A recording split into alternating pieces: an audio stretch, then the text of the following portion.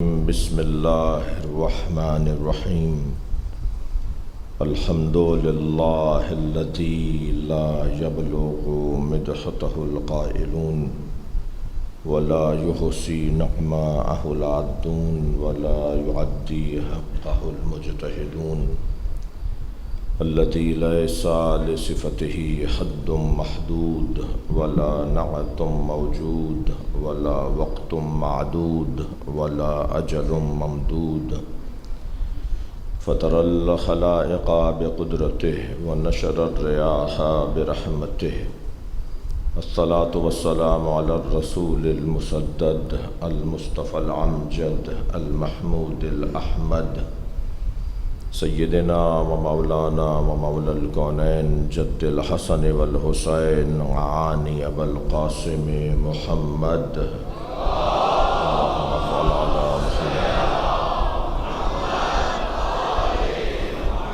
وآلہ الطیبین الطاہرین المعصومین الذین قال اللہ انما یرید اللہ لیذہب عنکم الرجس اہل البیت وَيُطَهِّرَكُمْ تَطْهِيرًا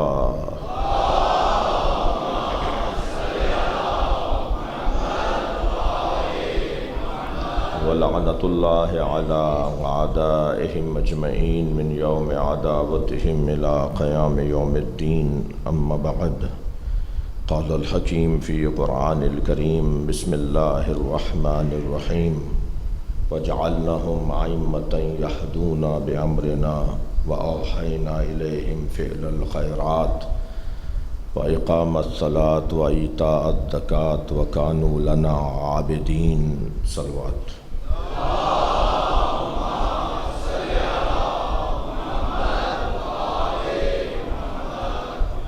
ایک مومنہ ایک خاتون مرحومہ پیش نظر ہیں، ان کی مغفرت کی دعا کے لیے کہا گیا ہے۔ آپ سب کے ذہنوں میں جو آپ کے مرحومین جن کے حق ہماری گردنوں پر ہیں ان سب کو شامل کرتے ہوئے بلندتر صلوات ان کی مغفرت کے لیے پڑھیں گے۔ اللہم صل علی محمد وعلی محمد۔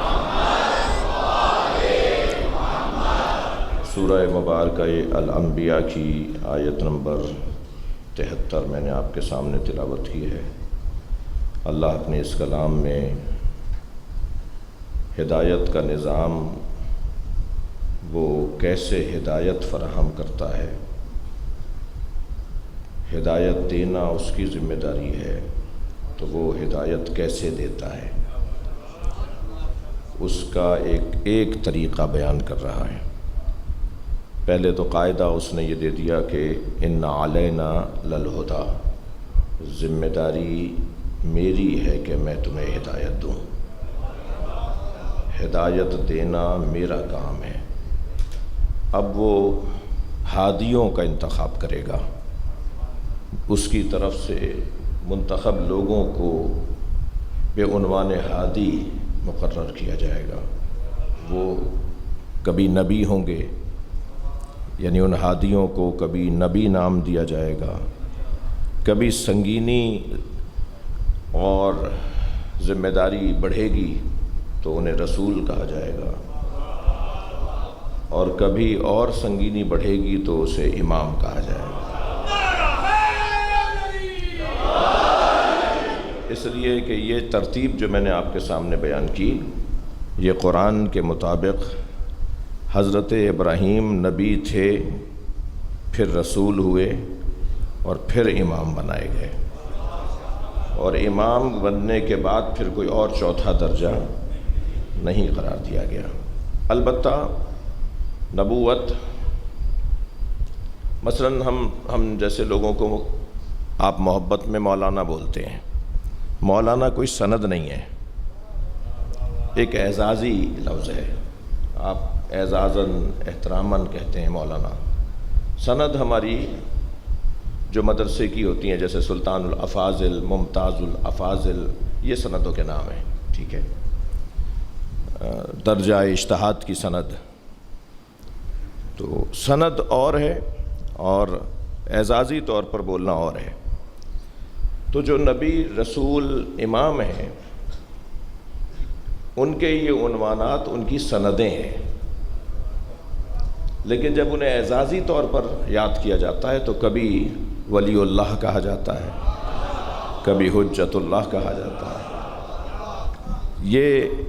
یہ عنوانات ان کے اعزازی ہیں، یعنی وہی نبی، وہی رسول اور وہی امام ولی اللہ بھی ہے۔ یعنی یہ کیسے ممکن ہے کہ ہم اپنے ملک میں ہر محلے میں مدفون ایک شخصیت کو اللہ کا ولی مانتے ہوں مگر اللہ کا نبی اللہ کا ولی نہ ہو؟ یہ کیسے ممکن ہے؟ وہ ولی ہیں، ایسے ہی رسول بھی ولی ہیں، ایسے ہی امام بھی اللہ کے ولی ہیں، لیکن یہ اعزازی عنوانات ہیں۔ تو اب نبی ترتیب میں نبوت، رسالت، امامت، یہ اللہ کی جانب سے وہ سند یافتہ منصب ہیں جو اللہ کی طرف سے ہدایت پہنچانے کی ذمہ داری رکھتے ہیں، مگر تینوں منصبوں کے حدیں ہیں۔ ہمارے ہاں بھی سندوں کے مطابق حدیں ہیں، بھائی تم اتنے پڑھے ہوئے ہو، تمہارا یہ گریڈ ہے، کچھ اور پڑھ لو گے تو پھر تمہارا گریڈ بڑھ جائے گا، تمہارا یہاں تک اختیار ہے، اس سے زیادہ تمہارا اختیار نہیں ہے۔ ایسے ہی اللہ کے نظام کے اندر بھی نبوت اور رسالت اور پھر امامت۔ تو نبوت کا کام ہے خبر پہنچانا، اسے جو بتایا گیا ہے وہ پہنچائے۔ اب یہ ممکن ہے کوئی کہے صاحب یہ کون سا کارنامہ ہوا، یہ کون سی بڑی بات ہے؟ جی، خبر پہنچانا کتنا سنگین کام ہے یہ وہی جانتے ہیں جو ایسی جگہ خبر پہنچاتے ہیں جہاں خبر سننے کو کوئی تیار نہیں ہوتا۔ اب ان سے پوچھا جائے کہ خبر پہنچانا، بول کے تو دکھائیں کیسے ایسے ماحول میں جس ماحول میں آپ کی کوئی سننے کو تیار نہ ہو، اور وہ بات بھی ایسی بات ہو کہ جو پہنچانا ادھر سے ذمہ داری ہے اور ادھر سننے والے تیار نہیں ہیں۔ تو اب کتنا بڑا جہاد ہوگا اس صاحب منصب نبوت کا کہ جو خبر پہنچا رہا ہے۔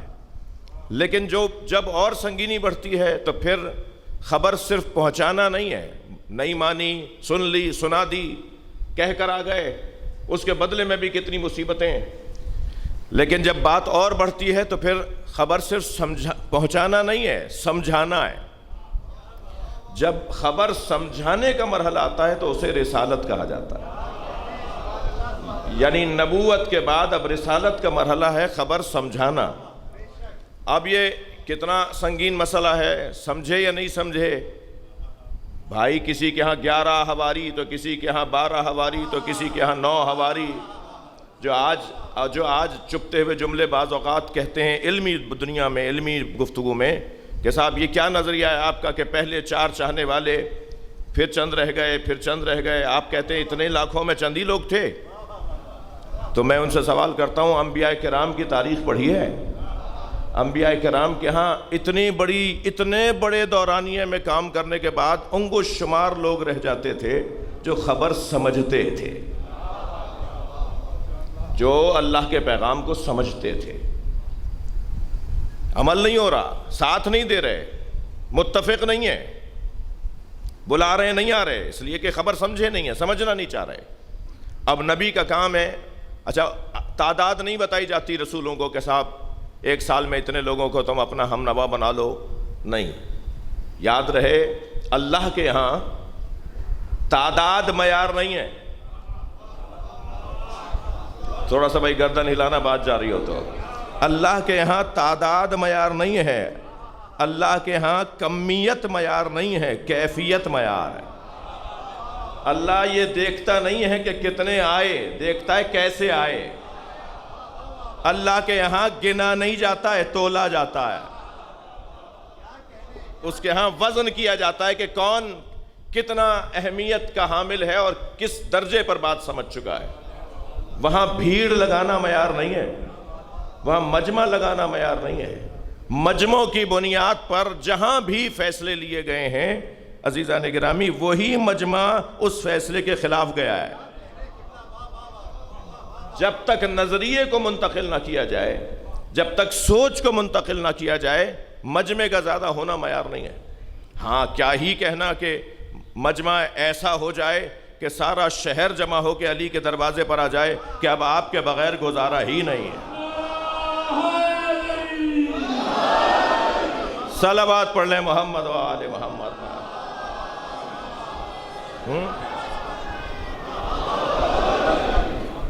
تو اب مل کر صلوات ہدیہ کر دیں گے۔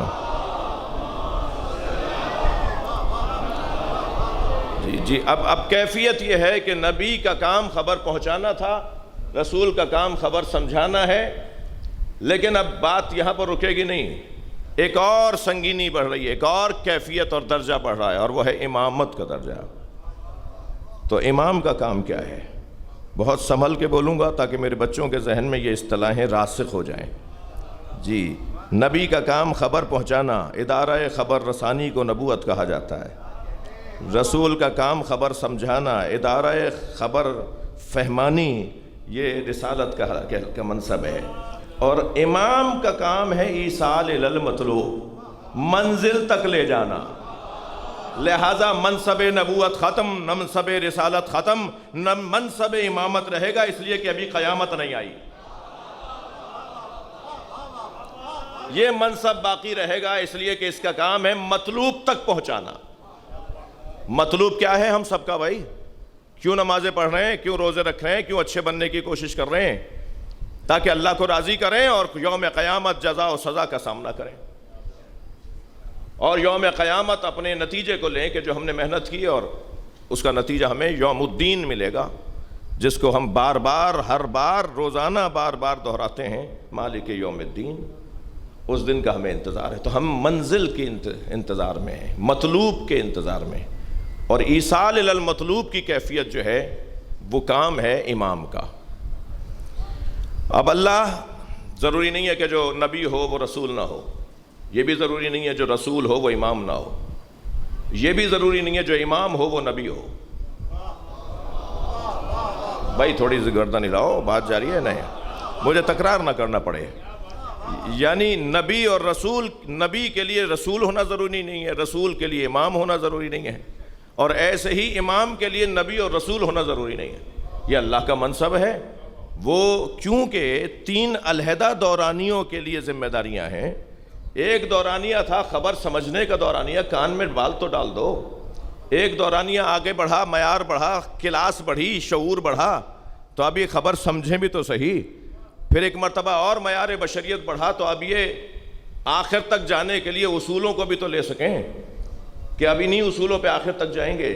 تو ضروری نہیں ہے کہ جو امام ہو وہ نبی بھی ہو، جو امام ہو وہ رسول بھی ہو۔ نقن صاحب نے بڑا حسین شون بھائی اس بحث کو کیا ہے کہ یہ ضرورت کے مطابق منصب اللہ نے قرار دیے ہیں۔ نبوت ضرورت کے مطابق، رسالت ضرورت کے مطابق، امامت بھی ضرورت کے مطابق، کیونکہ توجہ، نبی مکرم کے بعد نبوت و رسالت کا کام ختم ہو گیا تھا۔ بھائی آپ سن رہے ہیں مجھے؟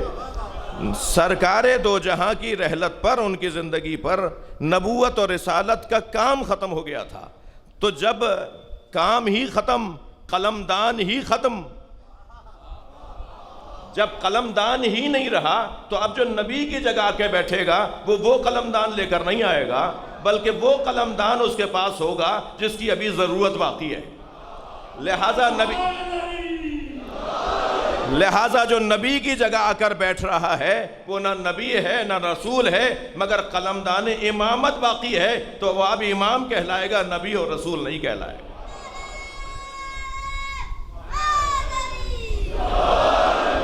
کیوں؟ امام کا کیا کام ہے؟ ایصال الی المطلوب، منزل تک لے جانا۔ یہ بات روشن ہے کہ اللہ کا کام ہے ہدایت دینا، اور پھر وہی ہادیوں کو وہی مقرر کرے گا، جس کا جو کام ہے وہی کرے گا۔ جج کا انتخاب وہی ادارہ کرتا ہے جس نے نظام عدل کو سمجھا ہوتا ہے یا اس کا وہ حصہ ہوتا ہے۔ سارے شہر کے مقدمہ باز مل کر کسی جج کا تقرر نہیں کرتے۔ جج کا تقرر وہی کرتا ہے جس نے اس سے پہلے والا جج بٹھایا تھا۔ توجہ ہے حضرات کی؟ شہر کی انتظامی امور کو دیکھنے کے لیے وہی ادارہ ذمہ دار مقرر کرے گا جس ادارے کے پاس شہری ذمہ داریاں ہیں۔ شہر میں کوڑا پھینکنے والے طے نہیں کریں گے کہ ہمارے شہر کا ذمہ دار کون ہے۔ عزیزان گرامی، ہاسپٹل کا انچارج ڈاکٹر وہی مقرر کرے گا جس نے اس سے پہلے والے ڈاکٹر کو بھیجا تھا۔ ہاسپٹل کے سارے مریض مل کے ڈاکٹر کا انتخاب نہیں کریں گے۔ تو جب یہ قاعدہ ہر جگہ موجود ہے تو امت کو یہ کیا ہو گیا ہے؟ امت کا کام امام بنانا نہیں ہے، وہی امام بنائے گا جس نے اس سے پہلے کسی کو رہنما بنایا تھا۔ صلوات پڑھ لیں محمد و آل محمد پر۔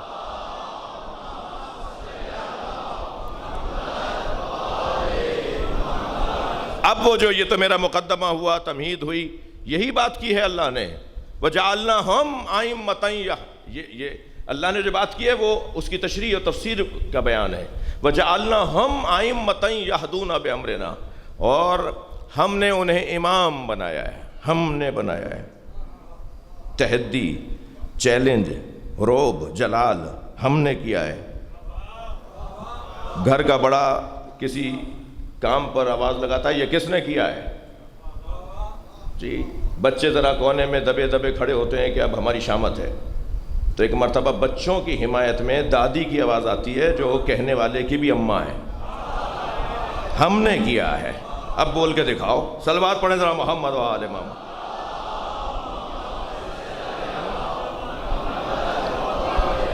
جب اس لہجے میں کوئی بولنے والا ہو نا کہ ہم نے کیا ہے، تو پھر وہ بولنے والا، شکایت کرنے والا کچھ نہیں بول سکے گا کہ جو کہہ رہا ہے ہم نے کیا ہے، اس کا تو حق تھا کہ وہ یہ کر دیتا۔ ان کے آگے تو کوئی بات ہی نہیں ہے، ان سے تو کوئی سوال ہی نہیں ہے۔ اب اللہ سے کوئی سوال کرے گا؟ کوئی ہے جو اللہ سے سوال کرے، جو اللہ سے پوچھے؟ نہیں۔ ہم نے امام قرار دیا ہے۔ توجہ میرے ساتھ ہے؟ ہو گیا، ٹھیک ہو گیا۔ اور اب جسے اللہ نے امام قرار دیا ہے، میں پہلی مجلس میں کہہ چکا ہوں کہ یہ آیت، اس سے مشابہ آیت ایک اور بھی ہے جس میں اللہ نے ارشاد فرمایا کہ ہم نے کچھ کو، ان میں سے کچھ کو امام بنایا۔ تو وہ جن میں سے امام بناتا ہے، ہر ایک کو تو امام نہیں بنایا جاتا، ہر ایک کو نبی نہیں بنایا جاتا، ہر ایک کو رسول نہیں بنایا جاتا، ہر ایک کو امام نہیں بنایا جاتا، ہر ایک کو خلیفہ نہیں بنایا جاتا۔ بھائی دو رکعت کا پیش نماز آپ ہر ایک کو نہیں بناتے۔ لفظ بہتر کروں، جز وقتی امام ہر ایک نہیں بن سکتا تو کل وقتی امام ہر ایک کیسے بنے گا؟ میں عقائد اسلامیہ کا بیان اس وقت آپ کے سامنے اپنی بات کر رہا ہوں کہ اسلامی تعلیمات کیا کہہ رہی ہیں، ہمارے لیے کون بڑا ہے، ہمارا معیار اونچا کیا جا رہا ہے، ہمیں میرٹ کی عادت ڈالی جا رہی ہے، ہمیں معیاری لوگوں کو ماننے کی عادت ڈالی جا رہی ہے۔ خبردار، ہر دروازے پہ مت چلے جانا۔ جی، مولا فرماتے ہیں ایک اور جگہ کسی صاحب کے بارے میں مولا سے کہا گیا تو مولا نے فرمایا ان کی بات کرتے ہو، یہ ہر جنازے پہ روتے ہیں۔ بعض لوگ ہوتے ہیں وہ ہر دروازے پہ نظر آتے ہیں، بے احترامی کسی کے نہ ہو۔ میں ایک جگہ جہاز سے اترا، کسی یورپین ممالک کا قصہ ہے، کچھ انگریز سامنے سے گزرے، کہنے لگے یہ آپ نے کیا پہنا ہوا ہے؟ اسی ہولیے میں ہوتا ہوں، آپ کو پتہ ہے؟ تو میں نے کہا جی یہ مسلم اسکالرس ایسا پہنتے ہیں۔ تو کہنے لگے کہ آپ مسلم اسکالرس میں سے ہیں، تو آپس میں بات کرتے ہوئے مجھ سے کہنے لگے کہ پروفٹ محمد کے گھر والوں کو مانتے ہیں یا دوستوں کو؟ تو میں نے کہا ہم پروفٹ محمد کے دوستوں کا احترام کرتے ہیں، اطاعت گھر والوں کی کرتے ہیں۔ معیار بلند کیا جا رہا ہے نا، کیونکہ تمام صحابہ کرام بھی اگر کسی سے جا کے مسئلہ پوچھ رہے ہیں تو اس مسئلہ بتانے والے کو علی کہتے ہیں۔ اگر کبھی تابعین نے جا کر مسئلہ دریافت کرنا چاہا تو وہ مسئلہ بتانے والا اگر کوئی ہے تو وہ امام حسین ہے یا امام زین العابدین ہے۔ حتیٰ چند صحابہ کرام تو ایسے گزرے ہیں کہ جن کی عمریں طویل رہیں، جن میں حضرت جابر ابن عبداللہ الانصاری جیسی شخصیت امام محمد باقر کے زمانے تک زندہ رہے، اور نبی مکرم نے انہیں بشارت دی تھی کہ تمہاری عمر طویل رہے گی، اور تم ایک ایسے میرے فرزند سے ملو گے جس کا نام میرا نام ہے، میرے نام پر اس کا نام رکھا جائے گا، اس کی شکل و شمائل مجھ جیسی ہوں گی، اس کے بولنے کا انداز میری طرح کا ہوگا، اور تمہیں پوچھے بغیر اس کے اندر سے میری خوشبو آ رہی ہوگی، اور جب یہ منظر بنے تو میرا سلام میرے بیٹے کو کہہ دینا۔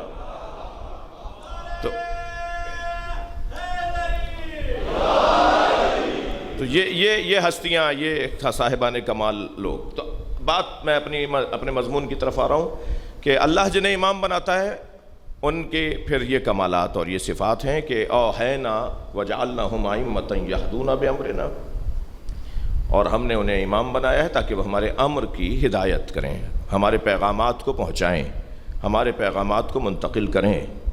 یہدون بامرنا، وہ ہمارے امر کی ہدایت کریں۔ اللہ کے امر کی ہدایت کریں گے، اس کا مطلب یہ ہے کہ اللہ کے امر کو جانتے ہیں۔ جو اللہ کے امر کو جانتا ہوگا وہی اللہ کا پیغام پہنچائے گا۔ جی ایک اور آیت مجھے یاد آ رہی ہے، سورہ مبارکہ احزاب کی 39ویں آیت، الذین یبلغون رسالات اللہ، ایک گھرانہ ایسا ہے جو اللہ کے پیغامات کو پہنچاتا ہے، اللہ کے احکامات کو پہنچاتا ہے۔ یہاں ہے یہدون بامرنا، وہ اللہ کے امر کی ہدایت کرتے ہیں۔ تو جو اللہ کے امر کی ہدایت کرتا ہو، تھک تو نہیں رہے نا آپ؟ جو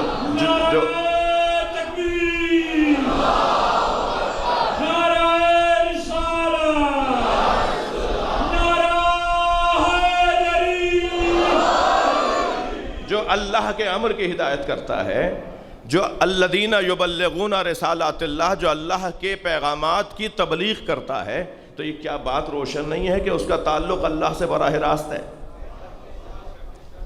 اللہ کے فیوزات جس کے ذریعے سے آتے ہوں، اللہ کے پیغامات جس کے ذریعے سے آتے ہوں، بھائی اللہ ان کے ذریعے ہدایت دے، اللہ ان کے ذریعے سے پیغامات بھیجے، تو حق نہیں ہے ان کا کہ ہم انہی کے ذریعے اپنی دعائیں اللہ تک بھیجیں،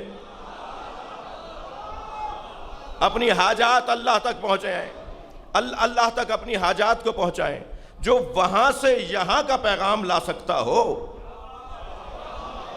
وہی تو ہے جو یہاں سے وہاں تک پیغام لے جائے، اور جو دو طرفوں سے وابستہ ہو اسی کو وسیلہ کہا جاتا ہے۔ جس کا وہاں بھی تعلق ہو، جس کا یہاں بھی تعلق ہو، وہاں کے تعلق کو نور کہتے ہیں، یہاں کے تعلق کو بشر کہتے ہیں۔ لہذا ہم خاکی بشر ہیں۔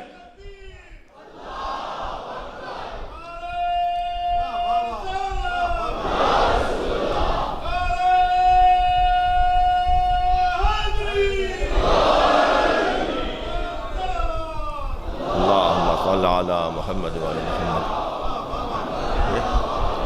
ہم خاکی بشر اور یہ گھرانہ نوری بشر۔ ہماری شناخت اور ہے، ان کی شناخت اور ہے۔ خدا کے واسطے سب کو برابر نہ کرو، اللہ نے سب کو برابر نہیں رکھا۔ اتنا بڑا مجمع جو ایک جیسا ہے وہی ایک جیسا نہیں ہے، تو پھر جنہیں اللہ نے بنانے کے بعد اپنے ہاتھوں کو مبارکباد دی ہو، وہ ہم جیسے کیسے ہو سکتے ہیں؟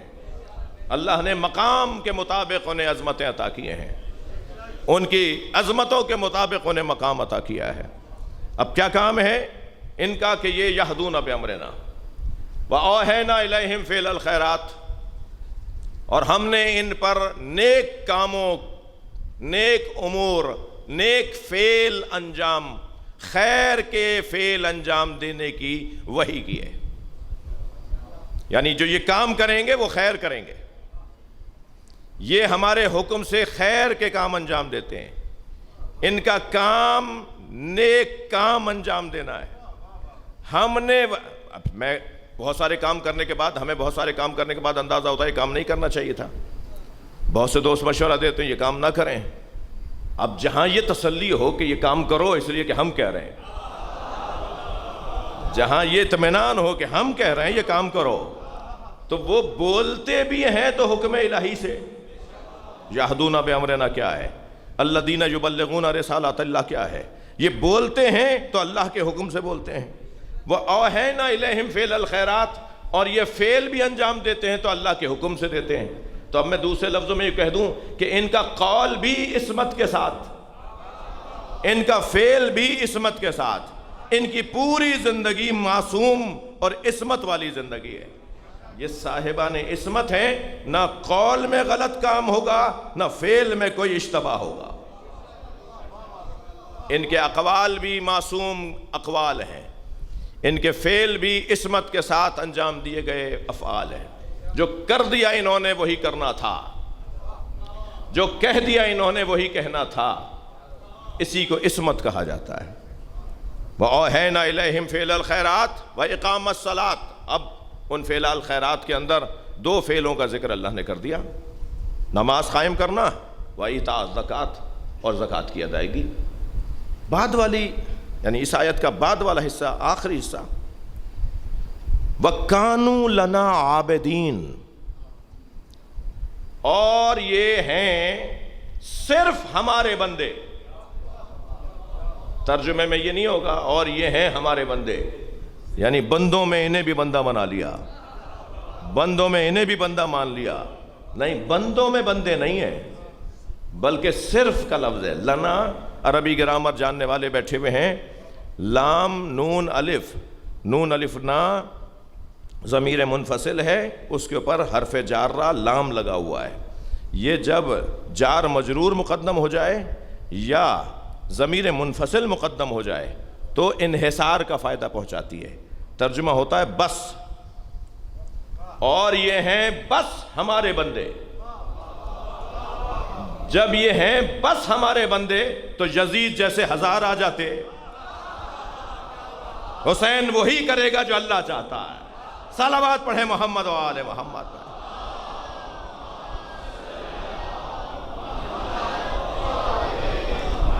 بھائی مجھے اور آپ کو، میں مشاہدہ، کیونکہ بچے جوانوں کی تعداد مجلس میں زیادہ ہے تو مجھے ان کا خیال کرنا ہے، ان چھوٹے بچوں کا خیال کرنا ہے۔ ہمیں اگر یہ یقین ہو کہ ہماری پشت پر کوئی ہے، کر جاؤ کام، ہو کے آ جاؤ، بول دو۔ اب میں وہ لفظ نہیں بولوں گا جو بچے بولتے ہیں، اور اسے انہیں حوصلہ ملے گا کہ جی مولانا نے تو ممبر سے اجازت دے دی کہ لگا دو کسی کو۔ تو کر کے آ جاؤ، کہہ کے آ جاؤ، بول کے آ جاؤ، اور یہ پتا ہو کہ جو کہہ رہا ہے کر کے آ جاؤ، بول دو، ہم بیٹھے ہیں۔ تو ایک مرتبہ انسان تنہا بھی ہو تو لشکر سمجھتا ہے خود کو، اس لیے کہ میرے پیچھے کوئی ہے، مجھے حوصلہ دینے والا کوئی ہے، کچھ ہو جائے گا تو وہ سنبھال لیں گے۔ ایسا ہی ہے نا؟ تو جب اللہ کہہ رہا ہے کانوا لنا عابدین، یہ صرف ہمارے بندے ہیں، تو اب یہ جب کچھ کریں گے تو پھر اللہ ان کے ساتھ کھڑا ہے یا نہیں کھڑا؟ اور اللہ ایسے کھڑا ہے کہ ساری دنیا ایک طرف ہے اور حسین کے ساتھ اللہ نظر آ رہا ہے۔ آپ کبھی غور کیجئے، تحقیق کیجئے، ہمارے کام ہو چکے ہیں، ہم نے محنتیں کی بھی ہیں، ہمارے پاس تحقیق کے وہ مسودے موجود ہیں کہ کہاں کہاں ذکر علی کو روکنے کے لیے کیسی کیسی کوششیں کی گئی۔ حکومتوں نے بجٹ پاس کیے، باقاعدہ ملا مولوی خریدے گئے، باقاعدہ مذہبی لوگوں کو اکسایا گیا اور ان سے کام لیا گیا۔ ہمارے ہاں تو آج سے تھوڑی ہے یہ مسئلہ، یہ تو پرانا مسئلہ ہے۔ تو یہ کتنا کام کیا گیا اس موضوع پر کہ کسی طرح مولا علی کا نام نہ لیا جائے، اور اگر کوئی بھرے دربار میں بتا دیتا تھا کہ میرا نام علی ہے تو اسے دربار سے نکال دیا جاتا تھا۔ اگر پتہ چل جاتا تھا کہ اس کی زوجہ کا نام فاطمہ ہے تو اس کا وظیفہ بند کر دیا جاتا تھا۔ وہ سبسڈی جو دیتی تھی حکومت، وہ جو رعایت دیتی تھی حکومت، پوری دنیا میں رواج ہے، آج سے نہیں صدیوں سے رواج ہے، وہ بند کر دیا جاتا تھا کہ نہیں، اس کو نہیں ملے گا جی۔ پھر باقاعدہ ممبروں سے آپ ذرا 10 سال تک ایک کام کرتے رہیے، پوری نسل اسی کے مطابق ڈھل جائے گی۔ 10 سال تک آپ صرف ایک طرح کی بات کرتے رہیں، پوری نسل اس کے مطابق ڈھل جائے گی۔ 80 سال تک ممبر سے مولا علی کو سب و شتم کیا جاتا تھا، مولا کائنات کو لعن کیا جاتا تھا، فحش دی جاتی تھی جی۔ رقیق لفظ نہیں بولوں گا میں، لفظ بولے جاتے تھے کہ جو، اور پھر محفلوں کے اندر مسخرے جب رواج تھا عرب دنیا میں، ہمارے یہاں بھی کہیں کہیں سننے کو ملتا ہے کہ مسخرے بلائے جاتے تھے بڑے فنکشنز میں، بڑے پروگراموں میں، بڑی تقریبات میں مسخرے بلائے جاتے تھے تاکہ سب ہنسیں۔ آج تو آپ کے پاس 50 چیزیں ہیں نا ہنسنے کے لیے، اس وقت میں پھر اسی طرح کے طریقے تھے، تو انہیں بلایا جاتا تھا اور وہ ہنساتا تھا مولا علی کی نقل اتار کے، مولا علی کی طرح چل کر، مولا علی کی طرح بول کر، پھر لوگ ہنستے تھے۔ یہ تھا بھائی 80 سال تک، میں نے تو 10 سال کی بات کی تھی آپ سے، 10 سال تک اگر ایک طرح کی بات کی جاتی رہے تو پھر پوری نسل اس میں ڈھل جاتی ہے۔ 80 سال تک یہ ہوتا رہا، جس کے لیے 80 سال تک ہے۔ اور پھر کس نے سب سے پہلے آ کے روکا؟ حضرت عمر ابن عبدالعزیز نے۔ انہوں نے آ کے نوٹیفیکیشن جاری کیا، انہوں نے آرڈر جاری کیا کہ آج کے بعد کوئی ممبر پہ علی کو برا نہیں بولے گا۔ اس کی پوری ایک داستان ہے، میں مختصر اصلی مسئلے کی طرف متوجہ کر رہا ہوں۔ اور پھر جس کے خلاف اتنا کچھ کیا گیا، جس کے خلاف اتنا کچھ بولا گیا، حتیٰ جب مولا کی شہادت ہوئی تو شام میں رہنے والوں نے کہا کہ علی مسجد میں کیا کر رہے تھے، انہیں وہاں کیوں مار دیا، کیا وہ نماز بھی پڑھتے ہیں؟ اس حد تک پروپیگنڈا مولا علی کے خلاف ہوا۔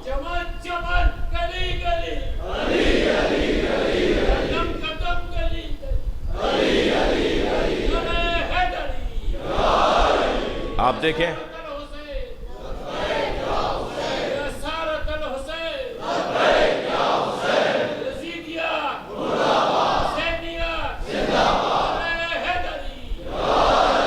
اتنی مدت تک جب ایسا ہوا ہو تو پھر کچھ اور ہونا چاہیے تھا نا۔ لیکن آج الحمدللہ سعودی عرب کے جمعے کے خطبوں میں علی علی ہو رہا ہے۔ آج امارات کے جمعے کے خطبوں میں مولا علی کے فضائل پڑھے جا رہے ہیں۔ آج الحمدللہ پاکستان کے اندر خطبات کے اندر اب شاید ہی کوئی جمعے کا خطبہ کسی بھی مسلک کا ہوتا ہو جس میں مولا علی کی فضیلت کی بات نہ ہوتی۔ ایک بہت بڑے عالم ہیں، میں نام اشارہ بھی نہیں دوں گا، جنہوں نے اپنے مدرسے کا نام مولا علی کے نام پہ تبدیل کر کے رکھا، پھر مولا علی کی شان میں کتاب لکھی، اور اس میں اس کتاب کے وجہ تالیف میں یہ لکھا کہ میرا ایک نمازی جو 20 سال سے میرے پیچھے جمعے کا خطبہ میرا سن رہا تھا اور میرے پیچھے نماز پڑھ رہا تھا، ایک دن آیا میرے پاس اور کہنے لگا مولانا کیا یہ حدیث ہماری کتابوں میں ہے کہ سرکار دو جہاں نے فرمایا زینوا مجالسکم بذکر علی ابن ابی طالب، اپنی مجلسوں کو، اپنی محفلوں کو، اپنے اجتماعات کو علی کے ذکر سے زینت دیا کرو؟ کیا یہ سرکار کا فرمان ہے؟ وہ کہتے ہیں کہ میرے ایک نمازی نے جو 20 سال سے میرے پیچھے نماز پڑھ رہا تھا، اس نے مجھ سے آ کے ایسے پوچھا، میں نے کہا ہاں یہ حدیث ہے، ہماری کتابوں میں ہے، یہ صحیح حدیث ہے، یعنی اس کی حیثیت روایی اعتبار سے صحیح حدیث ہے، یہ حدیث عمل کرنے کے لیے کہی گئی ہے۔ تو کہنے لگا میں تو آپ کو 20 سال سے سن رہا ہوں، آپ تو اپنے خطبوں میں علی کی بات نہیں کرتے۔ وہ مولانا صاحب فرماتے ہیں اس نے مجھے جھنجھوڑ ڈالا، وہ کہہ کر تو چلا گیا، میری نیند اڑا گیا، میں کئی دن تک سوچتا رہا کہ یہ سچ کہہ رہا ہے، اور اس کے بعد میں نے طے کیا کہ آج کے بعد کوئی میں خطبہ نہیں دوں گا جس خطبے میں علی کی بات نہ کروں۔ میرا سوال یہ تھا کہ جس کے ذکر کو روکنے کے لیے حکومتی ریاستی مشینریاں ماضی میں استعمال ہوتی آئی ہوں، جس کے ذکر کو روکنے کے لیے پیسہ خرچ کیا جاتا رہا ہو، اس کا ذکر کیسے عام ہو گیا؟ اسی کو تو معجزہ کہا جاتا ہے، اسی کو ارادہ پروردگار کہا جاتا ہے۔ یہی ہے وہ اللہ کا منصوبہ کہ وہ چاہتا یہ ہے کہ سب اس جگہ آ جائیں جس جگہ آنے سے معیار بشریت بڑھتی ہے، انسان کا معیار بڑھتا ہے۔ آپ اپنے بچوں کو نہیں کہتے کہ فلاں اکیڈمی داخلہ لو تمہارا معیار تعلیم اچھا ہو جائے گا، فلاں کورس کر لو تمہارا معیار تعلیم اچھا ہو جائے گا، اس شہر کے اندر پڑھائی کا ماحول اچھا نہیں ہے، چلتے ہیں فلاں جگہ تمہاری خاطر، چلو تمہیں ہم اس ملک میں بھیج دیتے ہیں۔ مختلف ممالک میں آپ اپنے بچوں کو نہیں بھیج رہے، کیا کس وجہ سے بھیج رہے ہیں؟ اس لیے کہ وہ جس ماحول میں جائے گا وہ ماحول اس کو معیاری بنائے گا۔ اللہ اپنے بندوں سے پیار کرتا ہے، اللہ اپنے بندوں سے پیار کرتا ہے، اس کے پیار کا تقاضا یہ ہے کہ وہ علی سے جوڑ دے۔ جتنا مولا کائنات پر اللہ کا بندہ غور کرے گا اتنا اس کا فہم اور فراست میں اور بہتری آتی چلی جائے گی، ایک معیاری شہری بن جائے گا۔ صلوات پڑھ لیں محمد و آل محمد۔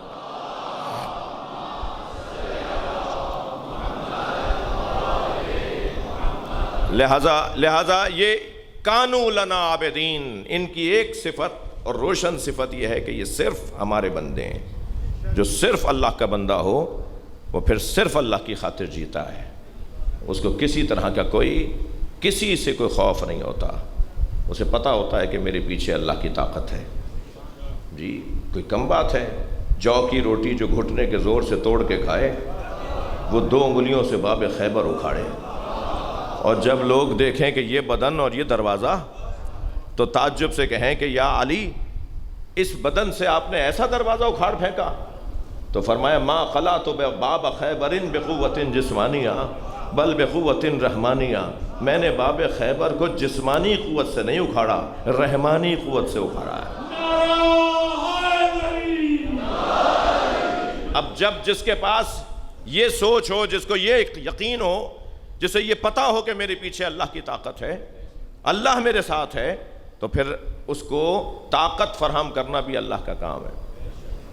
اور عزیزو، جو اللہ کی طرف سے صاحب قدرت بنا کر بھیجا جاتا ہے وہ اللہ کی مرضی کے بغیر قدرت کو استعمال نہیں کرتا۔ جس کی چیز ہے اس کی مرضی کے بغیر کیسے استعمال کروں؟ چیز اللہ کی دی ہوئی ہے تو کبھی سینے پہ چڑھ کر بیٹھیں گے اور کبھی سینے سے اتر کے کھڑے ہوں گے۔ سینے پہ چڑھ کر بیٹھنا دلیل ہے کہ یہ بھی اللہ چاہتا تھا، سینے سے اترنا بتا رہا ہے کہ یہ بھی اللہ چاہتا ہے۔ ہاں، کبھی رسی گلے میں ہے، کہیں خیبر ہے ہاتھوں پر، کبھی رسی گلے میں ہے، کہیں خیبر ہے ہاتھوں پر، جہاں جیسی ضرورت تھی وہاں ویسی شجاعت ہے۔ یہ صرف اللہ کی خاطر جینے والے لوگ، کانو لنا عابدین، صرف اللہ کے بندے۔ 5 منٹ فضائل اور پڑھوں؟ عزیزو، بندگی، کانو لنا عابدین، بندگی، صرف ہمارے بندے۔ ان کی بندگی کا سفر کب سے شروع ہوا ہے؟ یہ کب سے اللہ کے بندے ہیں؟ یہ جب سے ہیں اس وقت سے اللہ کے بندے ہیں۔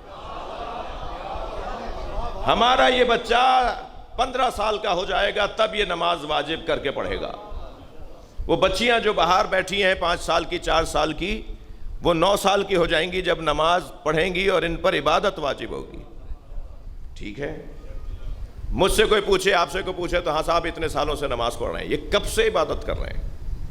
یہ جب سے ہیں اس وقت سے عبادت کر رہے ہیں، اور یہ کب سے ہیں یہ طے کرنا میرے لیے مشکل ہے، اس لیے کہ جب کچھ نہیں تھا تو یہ تھے۔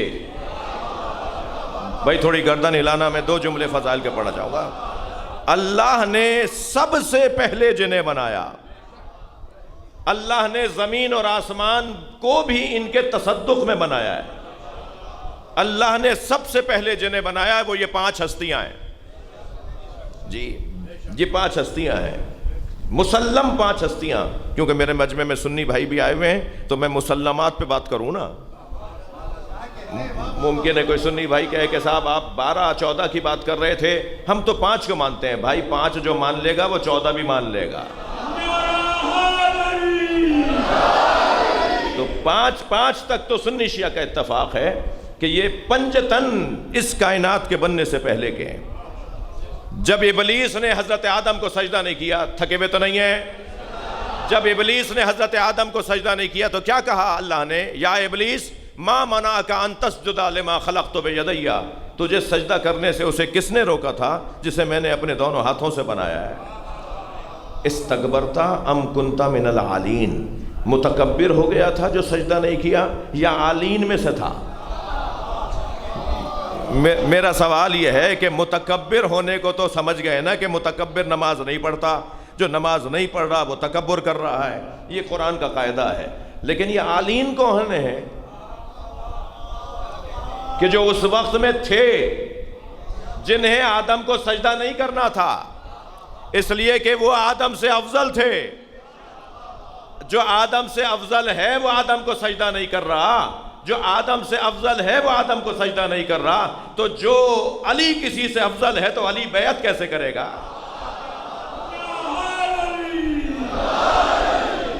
جی حسین مولا اگر کسی سے افضل ہے تو بیعت کیسے کریں گے؟ قاعدہ قانون یہی ہے کہ جھکے گا اس کے آگے جو اس سے زیادہ ہو۔ اے ابلیس، تو نے اسے سجدہ کیوں نہیں کیا جسے میں نے اپنے دونوں ہاتھوں سے؟ استکبرتا ام کنت من العالین، یا عالین میں سے ہو گیا تھا۔ وہ کون تھے عالین؟ نقن صاحب کا بڑا حسین جملہ ہے۔ نقن صاحب فرماتے ہیں عالین علی کی جمع ہے، عالین علی کی جمع ہے۔ وہ فرماتے ہیں یہ پانچ، یہ ہستیاں جب وہاں ہوتے ہیں تو سب علی ہوتے ہیں، جب یہاں آ جاتے ہیں سب محمد ہوتے ہیں۔ صلوات پڑھ لیں محمد و آل محمد۔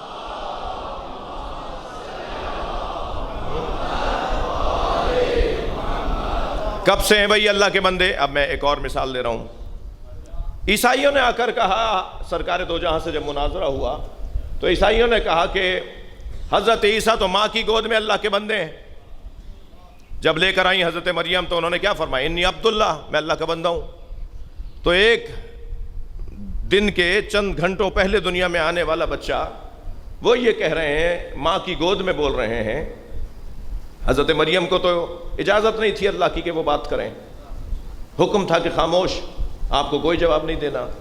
اب تہمت لگ رہی ہے کہ بچہ بغیر باپ کے کہاں سے آ گیا، تمہاری تو ماں بھی ایسے نہیں تھی، تمہاری تو باپ بھی ایسے نہیں تھا۔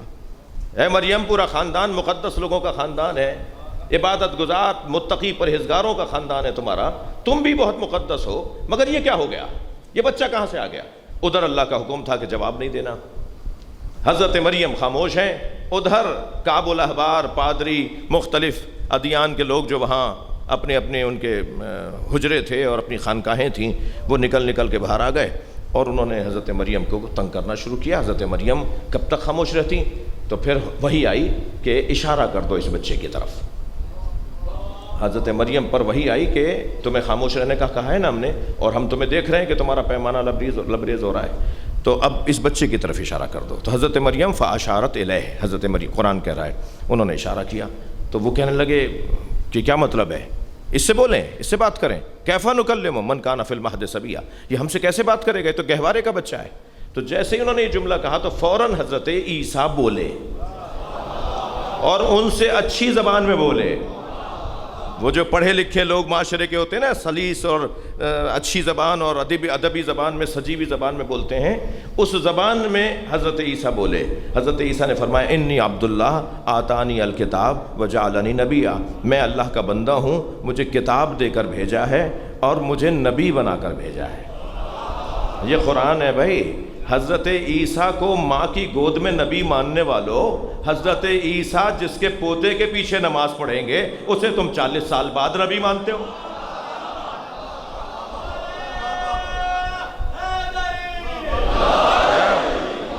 اب وہاں جب حضرت عیسیٰ نے فرمایا کہ میں اللہ کا بندہ ہوں تو کہنے لگے وہ تو ماں کی گود میں اللہ کے بندے۔ سرکار نے جو جواب دیا ہے وہ میں آپ کے حوالے کر رہا ہوں، قرآن کی آیت ہے۔ حضرت نے فرمایا ان کان للرحم، اچھا دلیل کیوں قائم کر رہے تھے کہ وہ اللہ کے بیٹے ہیں؟ مسیحیوں کی دلیل کیا ہے کہ وہ اللہ کے بیٹے ہیں، ابن اللہ ہیں حضرت عیسیٰ۔ تو نبی مکرم فرمایا کہ اللہ کا بیٹا، ماں کی گود میں اللہ کا نبی، تم یہ کہہ رہے ہو نا، تو سنو، ان کان للرحمن ولد، اگر رحمان کے لیے کوئی ولد ہوتا، کوئی بیٹا ہوتا، فانا اول العابدین، تو میں سب سے پہلا بندہ ہوں۔ میرا سوال ہے بھائی، قرآن کے طالب علم بیٹھے ہوئے ہیں، تفسیر قرآن سننے آئے لوگ بیٹھے ہوئے ہیں، میں موضوعاتی تفسیر بیان کر رہا ہوں۔ ایک تفسیر ہوتی ہے ترتیبی، ایک ہوتی ہے موضوعاتی، میں موضوعی تفسیر بیان کر رہا ہوں۔ اس وقت سارے لوگ تفسیر سننے آئے ہوئے ہیں، توجہ چاہوں گا آپ سے۔ جب حضرت نبی مکرم نے یہ فرمایا کہ اگر رحمان کے لیے کوئی بیٹا ہوتا تو میں تو سب سے پہلا بندہ ہوں، تو ان میں سے کسی نے کہا کہ آپ کی تو ابھی کچھ عرصے پہلے ولادت ہوئی ہے، حضرت عیسیٰ کو تو اتنے 100 سال گزر گئے، وہ آپ سے پہلے تھے، آپ کہہ رہے ہیں میں پہلا بندہ ہوں، وہ پہلے بندے ہیں، آپ سے پہلے گزرے ہیں۔ انہوں نے کچھ نہیں کہا، کم سے کم انہیں اتنی معرفت تھی کہ ان کی زندگیاں دنیاوی زندگیوں میں محدود نہیں ہیں۔ کم سے کم ان لوگوں کو اتنی معرفت تھی کہ ان ہستیوں کی زندگیاں دنیاوی زندگیوں میں محدود نہیں ہیں کہ سن یکم عام الفیل سے نبی کو ڈھونڈنا شروع کرو اور 11 ہجری میں نبی کو کھو دو۔ کہ سن یکم عام الفیل میں آئے، 11 ہجری میں چلے گئے۔ اے مسلمانوں، یہ وہ نبی ہے کہ جو دنیا میں آنے سے پہلے بھی نبی تھا، اور جو بظاہر جانے کے بعد بھی نبی ہے۔ جو سرکار نے فرمایا میں سب سے پہلا اللہ کا بندہ ہوں، تو ماننا پڑے گا کہ کچھ نہیں تھا اور اللہ کا بندہ مصطفیٰ تھا۔ حضرت آدم سے پہلے، اس دنیا کی خلقت سے پہلے، اور پھر جب اللہ نے ان 5 ہستیوں کو خلق کر لیا تو پھر اللہ نے زمین کا فرش بچھایا، آسمان کا شامیانہ لگایا، چاند سورج کی قندیلیں روشن کی، دریاؤں کی سبیلیں لگائیں، گلشن کو لہلانے کے لیے نظام باران کو قرار دیا، اور پھر جب گلشن لہلانے لگے تو پھر پرندوں کو رونق بڑھانے کے لیے بھیج دیا۔ جب ساری زمین آسمان سجا لی تو پھر اب سجائیں گے تبھی تو اسے بھیجیں گے نا کہ جس کی وجہ سے سجائی جا رہی ہے۔ تو اب جب سج جائے گا تو پھر یہ دنیا میں قدم رکھیں گے۔ یہ بنائے پہلے گئے ہیں، بھیجے آخر میں گئے ہیں۔ ان ہستیوں کو اللہ نے ہمارا معیار اونچا کرنے کے لیے بھیجا ہے، ہمارا معیار فہم، ہمارا معیار فراست بلند کرنے کے لیے اللہ نے انہیں بھیجا ہے۔ اور الحمدللہ ایسا ہے کہ جو لوگ چاہتے ہیں ان کا معیار بلند ہے۔ ظاہر زبردستی تو کسی سے نہیں ہے، جو چاہے گا، جو یندہ ہی یا بندہ ہوتا ہے، ڈھونڈنے والا ہی پانے والا ہوتا ہے۔ تو جو چاہے گا، جیسے الحمدللہ اس وقت کی نشست کے اندر ہم چاہ رہے ہیں کہ ہم کچھ سنیں، کچھ اپنے اندر علمی اور اپنی سوچ کو اہل بیت کی سوچ کے ساتھ وابستہ کر کے اپنے معیار کو بلند کریں۔ انسانی زندگی میں 2 چیزوں کا تعلق بڑا آپس کا ہے، گہرا ہے، ایک دوسرے سے جڑی ہوئی ہیں چیزیں۔ فضائل کا مصائب کے ساتھ تعلق بڑا گہرا ہے۔ جس کو بھی کوئی مقام ملے گا نا، وہ تیار رہے پریشانیوں کے لیے۔ اگر کوئی کرسی ملی ہے، کوئی مقام ملا ہے، کوئی گریڈ ملا ہے، کوئی حیثیت ملی ہے، تو ہو سکتا ہے 10 سال تک کوئی پریشانی نہ آئے، مگر تیار ضرور رہے کہ کسی بھی وقت پریشانی میرے سر پر آ کر گرے گی، اس لیے کہ فضیلتوں کا مصیبتوں کے ساتھ تعلق ہے۔ یہ نہیں ہو سکتا کہ کوئی مقام تو پائے اور اسے آزمائش نہ دینا پڑے۔ یہ قاعدہ ہے، یہ قانون ہے۔ اب میں اور آپ اپنے اپنے محدود پیمانے پہ جب مقام پاتے ہیں تو ان کے حوالے سے ہمیں پریشانیوں کا سامنا ہوتا ہے، اور جنہیں اللہ نے کائنات میں مقام دیا ہو، جی آسمان والوں میں احترام ہو جن کا، زمین کی مخلوق میں جن کا احترام اور مقام ہو، وہ اشارہ کریں، وہ کہہ دیں تو کام ہو جائے، وہ اللہ کی کائنات میں تصرف رکھتے ہوں، وہ مردوں کو بھی زندہ کر دیتے ہوں، وہ بیماروں کو شفا دے دیتے ہوں، وہ درندہ جانور جب شہر برباد کرنے کے لیے شہر میں داخل ہو اور میرے مولا امام صادق آواز دے کر کہیں کہ واپس جنگل میں چلے جاؤ، تو وہ جو چیر پھاڑ کرنے کے لیے بڑھ رہا تھا، وہ بھوکا شیر ایک مرتبہ واپس لوٹ جائے، اور چاہنے والے کہیں کہ یہ آپ نے کیسے کر دیا، تو حضرت نے فرمایا کہ اگر اللہ کی اطاعت میں لوگ اتفاق کر لیتے تو یہ تو جانور واپس چلا گیا ہے، اس پر بیٹھ کر لوگ سواریاں کرتے۔ یہ مولا صادق کا فرمان، ایک درندے شیر کو جب وہ چیرنے پھاڑنے کو آیا تو یہ پورا قصہ۔ تو جب اللہ نے اس کائنات میں ان لوگوں کو یہ مقام، ان ہستیوں کو یہ مقام عطا کیا، تو پھر مصیبتیں بھی ہیں، پھر پریشانیاں بھی ہیں، پھر گھر جلے گا بھی، اور پھر اس کے لیے یہ تیار بھی ہیں۔ وہ وقت کب آئے گا کہ جب اب اللہ ہمیں آزمائے گا۔ کربلا نے حسین کو نہیں ڈھونڈا ہے، حسین نے کربلا کو ڈھونڈا ہے۔ جی مصیبت چل کے نہیں آئی ہے، حسین مصیبت کے پاس چل کے گئے ہیں۔ ماضی میں بھی انبیاء کرام کی یہی مثالیں ہیں۔ 2 محرم کو گھوڑا چلتے چلتے رک گیا، کوئی 10 گھوڑے مولا حسین نے بدلے، مگر کوئی گھوڑا بھی اس زمین کی حدود سے باہر نہیں جاتا تھا۔ 2 قدم چل کر واپس لوٹتا تھا، اڑ جاتا تھا، رک جاتا تھا۔ امام اپنے جانوروں کو چابک نہیں مارتے تھے، گھوڑا بدل لیتے تھے مگر پھر وہ بھی نہیں بڑھتا تھا۔ پھر فرمایا عباس یہ دور کچھ گھر نظر آ رہے ہیں، ان سے پوچھو کہ اس زمین کا نام کیا ہے۔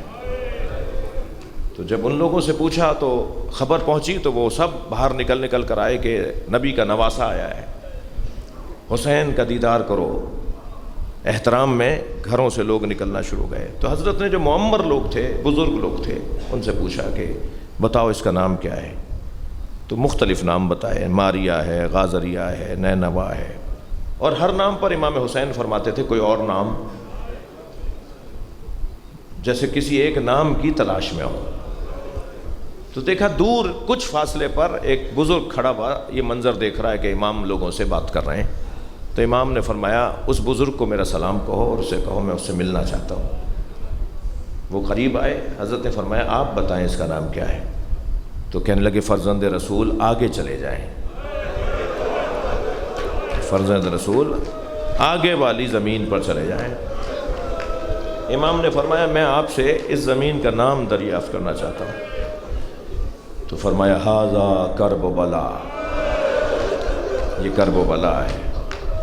جیسے ہی انہوں نے کہا نا ھذا کرب و بلا، تو امام نے فرمایا اعوذ من کرب و بلا، یا اللہ میں کرب و بلا میں تیری پناہ چاہتا ہوں، میں اسی کرب و بلا میں تیری پناہ چاہتا ہوں۔ فرمایا عباس زمین کن کی ملکیت میں ہے، انہیں راضی کرو، انہیں رقم دو، زمین خرید لو۔ امام حسین نے زمین 70,000 دینار میں خریدی اور پھر خرید کر انہی لوگوں کو واپس کر دی 3 شرطوں پر۔ اللہ اکبر، 3 شرطوں پر، جن سے خریدی انہی کو دے دی، تمہاری ہے یہ، تمہارے پاس ہی رہے، مگر پہلی شرط یہ ہے جب مجھے مار کر چلے جائیں تو یہ اپنے لاشیں تو اٹھا کے لے جائیں گے، مگر تم میرے اور میرے بچوں کے لاشیں اس زمین پہ دفنا دینا۔ بعض نے یہ بھی کہا ہے کہ فرمایا کہ اگر تم ہمت نہ کر پاؤ تو اپنی گھر کی عورتوں سے کہنا کہ وہ میری لاش کو خاک میں چھپا دیں۔ اور اگر یہ روایت بھی صحیح ہے تو حد ہے مظلومیت کی کہ اگر تمہارے گھر کی عورتیں یہ کام نہ کر پائیں تو اپنے گھر کے بچوں سے کہنا کہ نبی کے نواسے کو جا کے دفنا کے آ جاؤ۔ یہ پہلی شرط تھی۔ فرمایا دوسری شرط یہ ہے کہ یہاں کاشت نہ کرنا، یہاں ہل نہ چلانا، یہاں فصلیں نہ اگانا، بلکہ اس زمین کو ایسے ہی رہنے دینا، اس پہ رہنا ضرور مگر یہاں کاشتکاری نہ کرنا۔ میں نے اپنے ایک بزرگ عالم سے جب اس کی علت پوچھی تو وہ روتے ہوئے کہنے لگے اگر ہل چلتا اور کسی شہید کا کوئی بدن باہر آ جاتا، کوئی عضو بدن باہر آ جاتا تو حسین نہیں چاہتے تھے کہ شہداء کے حرمت کو پامال کیا جائے۔ تیسری شرط میرے مولا نے یہ لگائی کہ جب میں یہاں دفنا دیا جاؤں گا تو کچھ مدت کے بعد میرے قبر کی زیارت کرنے کے لیے لوگ دور دور سے آئیں گے، میرے زائرین قبر پر آئیں گے، دور دور سے میری قبر کی زیارت کرنے آئیں گے، اور جب میری قبر کی زیارت کوئی کرنے آئے تو 3 دن انہیں مہمان رکھنا۔ میرے بھائی بیٹھے ہوئے ہیں، ایئر لائنوں کے لوگ بیٹھے ہوئے ہیں، قافلہ لے جانے والے لوگ بیٹھے ہوئے ہیں، عراقی عرب جو ہے نا وہ امام حسین کے زائر کو پکڑ پکڑ کے گھر لے جا رہا ہوتا ہے۔ وہ کہتا ہے میرے پاس کھلانے کو کچھ نہیں ہے، ایک کھجور اور ایک چائے کی پیالی لے لو، ایک پانی میرے گھر چل کے پی لو، کچھ دیر ہمارے گھر میں بیٹھ جاؤ، میں تمہارے پیر دبا دیتا ہوں، میں تمہارے پیر دبا دیتا ہوں، تم حسین کے زوار ہو۔ ہمارے آباء و اجداد نے ہمیں یہ بتایا ہے کہ ہم اس زمین پر رہنے کا جواز ہی اس بات پر رکھتے ہیں کہ ہم حسین کے عزاداروں کا خیال کریں۔ کتنا سجا کر گئے ہیں امام حسین اپنے مزار کو، اپنے چاہنے والوں کو، اور آج بھی عزیزوں امام حسین کا ذکر ہے جو بہت سارے مسئلوں کا حل ہے۔ جہاں جہاں امام حسین کا ذکر کیا جاتا ہوں مسئلوں کا حل نکل رہا ہوتا ہے، اس لیے کہ نبی نے فرمایا ان الحسین مصباح الہدی و سفینۃ النجات، میرا حسین چراغ ہدایت ہے اور کشتی نجات ہے۔ تو قیامت تک ہدایت کا چراغ امام حسین کی ذات۔ 2 محرم کو کربلا آباد ہو گئی۔ جب زمین آپ کی اپنی ہے تو جہاں چاہیں گے خیمے لگائیں گے، تو حضرت عباس نے خیمے نہر کے کنارے لگائے۔ 4 محرم کو جب شمر کا لشکر آیا تو اس نے پہلا اعتراض یہ کیا کہ حسین کے خیموں کو نہر کی ترائی سے ہٹایا جائے۔ پیغام دیا، حضرت عباس نے فرمایا ہماری ملکیت ہے، ہم نہیں ہٹائیں گے۔ یہ کون ہوتا ہے جو ہمیں کہہ رہا ہے؟ اس نے لشکر تیار کیا اور گھوڑے دوڑنا شروع ہوئے۔ حضرت عباس نے اطمینان سے تلوار نکالی اور زمین پہ خط کھینچا، اور خط کے اس پار کھڑے ہو کے فرمایا کسی میں دم ہے تو اس خط کو پھاند کے دکھائے، اس خط سے یہاں آ کے دکھائے۔ یہ جو جلال تھا نا حضرت عباس کا، یہ کربلا کا انتظار تھا۔ جو 36 سال سے کربلا کا انتظار کر رہا ہو تو پھر اس کا یہی جلال ہوگا نا۔ جب منظر یہ دیکھا تو امام حسین نے جناب زینب کے خیمے کا رخ کیا، خیمے میں جا کر فرمایا بہن زینب عباس کو بلواؤ۔ جناب فضہ نے جا کر کہا چھوٹے شہزادے تمہیں آقا زادی زینب بلا رہی ہیں۔ تو فرمانے لگے اماں جا کے بی بی کو میرا سلام کہیں اور کہیں چند لمحوں میں خبریں لے کر آ رہا ہوں، میں آج کربلا کی جنگ کو تمام کر رہا ہوں۔ جناب فضہ گئیں اور پھر پلٹ کر آئیں تو سنیں گے کیا کہا؟ فضہ بی بی نے آ کر کہا اے عباس زینب کہتی ہیں تم آتے ہو یا میں آ جاؤں؟ بس یہ جملہ سنا، تلوار کو نیام میں رکھا، خیمے میں آئے، کیا دیکھا؟ امام حسین حضرت زینب کے برابر میں کھڑے ہیں۔ آواز دے کر کہا مولا میں خیمے ہٹا دوں؟ حضرت امام حسین نے گردن سے اشارہ فرمایا ہاں خیمے ہٹا دو۔ کربلا میں پانی بھی بند کر دیا گیا، 7 محرم تک تو پانی بھی ختم ہو گیا۔ یہ پیاسے چھوٹے چھوٹے بچے، یہ اللہ کے ولیوں کا گھرانہ، یہ صاحبان تقوی و صاحبان ورع گھرانہ، اللہ اکبر۔ عزادارو مجھے تاخیر ہو گئی ہے مگر میرے ساتھ 5-8 منٹ اور آ جائیے۔ کربلا میں سب سے زیادہ امام حسین کس جنازے پہ روئے ہیں؟ بس یہ جملہ سن لیجئے، میں اپنے بیان کو، اپنے خطاب مجلس کو مکمل کروں۔ عزادارو جس جنازے پر امام حسین سب سے زیادہ روئے ہیں وہ جنازہ شبیہ پیغمبر کا جنازہ ہے۔ ایک مسیحی مدینہ منورہ میں ایک مسیحی خواب دیکھتا ہے کہ حضرت عیسیٰ خواب میں آئے ہیں اور ان کے ساتھ ایک صاحب جلال صاحب نور شخصیت بھی ہے۔ حضرت عیسیٰ سے بڑھ کر یہ ملتا ہے تو حضرت عیسیٰ فرماتے ہیں پہلے پیغمبر اکرم سے ملو، یہ آخری نبی ہیں، یہ میرے بھی مولا ہیں، پہلے ان کا احترام کرو۔ اور پھر نبی سے ہاتھ ملانے کے بعد حضرت عیسیٰ اسے نصیحت کرتے ہیں کہ ان کے ہاتھوں پہ اسلام قبول کرو، تم مسلمان ہو جاؤ۔ وہ کہتا ہے میں نے خواب میں حضرت عیسیٰ کے ساتھ نبی کو دیکھا اور میں نے اسلام قبول کیا۔ جب بیدار ہوا تو میں مدینے آ گیا۔ مدینے جو آیا تو مدینے کے شہر کے لوگ اسے پہچانتے تھے، تو مسجد میں داخل ہونے لگا تو لوگوں نے روکا، تم کہاں جا رہے ہو؟ کہ مجھے حسین ابن علی سے ملنا ہے۔ سامنے امام حسین مصلی پر عبادت میں مصروف ہیں۔ وہ قریب امام کو خبر ہوئی، امام نے فرمایا اسے بھیج دو۔ وہ جب اندر آیا تو حضرت سے کہنے لگا کہ رات کو میں نے آپ کے نانا کو خواب میں دیکھا ہے، وہ حضرت عیسیٰ کے ساتھ آئے ہیں اور حضرت عیسیٰ نے مجھے خواب میں اسلام قبول کروایا ہے، اب میں چاہتا ہوں کہ بیداری میں بھی اسلام قبول کروں۔ اے حسین اپنا ہاتھ بڑھائیں تو میں آپ کے ہاتھ پہ اسلام قبول کروں۔ امام نے فرمایا کچھ دیر رکو، اپنے ایک غلام کو بلا کے کہا علی اکبر کو لے آؤ۔ اب حضرت علی اکبر کی عمر اس وقت 3 یا 4 سال ہے۔ غلام حضرت علی اکبر کو جب لے کر آیا تو حضرت علی اکبر کے نقاب لگا ہوا تھا۔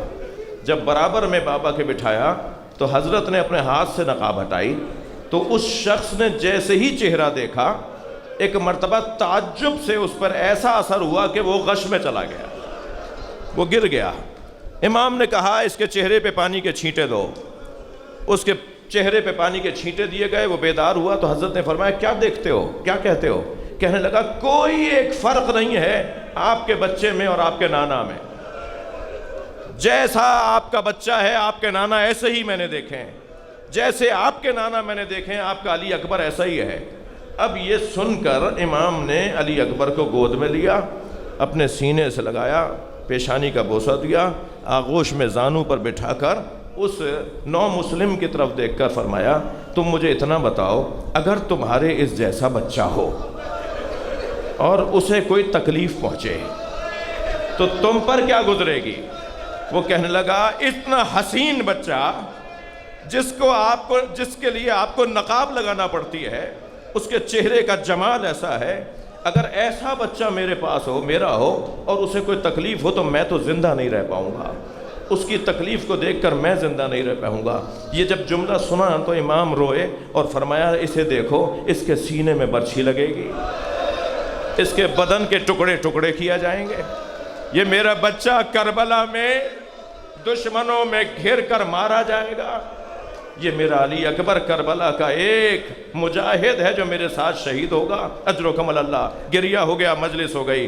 عزادارو، امام حسین انہی ایام میں ایک دن حضرت علی اکبر نے کہا بابا مجھے انگور چاہیے، تو انگوروں کا موسم نہیں تھا، امام نے ستون مسجد کو ہاتھ مارا تو انگور کا خوشہ گرا، امام نے آگے بڑھاتے ہوئے فرمایا علی اکبر تم بابا سے کچھ مانگو اور تمہارا بابا تمہیں نہ دے، یہ کیسے ممکن ہے؟ رونا تو اسی کا ہے جو 3-4 سالہ علی اکبر کو معجزے سے انگور دے دے۔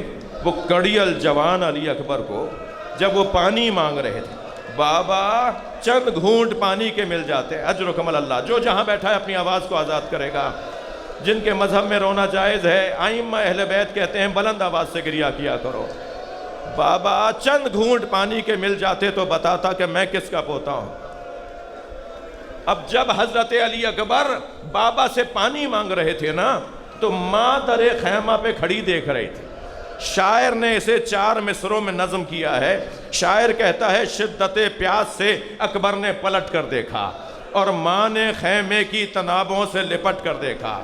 مجلس میں مائیں بھی آئی ہوئی ہیں، جوان بچوں کے والدین آئے ہوئے ہیں۔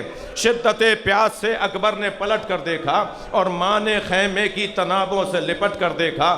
کتنی مجبور تھی ساقی کوثر کی بہو، کتنی مجبور تھی ساقی کوثر کی بہو، خالی مشکیزہ کئی بار الٹ کر دیکھا۔ علی اکبر جاؤ، تمہارے نانا تمہیں سیراب کریں گے۔ الا لعنت اللہ علی القوم الظالمین فسیعلم الذین ظلموا أی منقلب ینقلبون۔